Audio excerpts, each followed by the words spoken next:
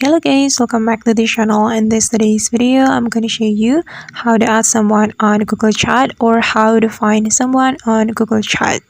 Okay, first of all, you can open your Google Chat application on your phone, and after you have your Google Chat application opened, you can search for someone right here.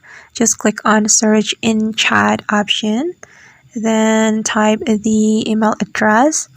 For example, I'm going to find this account. Make sure that you type the correct email address. Once you get typo, so you won't be able to find this account. Okay, and this is the account that I'm looking for. So we can just tap on the account, then we can start chatting the account right here. Okay. And alright guys, that's how we can find someone on Google Chat. I hope this tutorial will be useful for you. Thank you so much for watching and see you on the next video.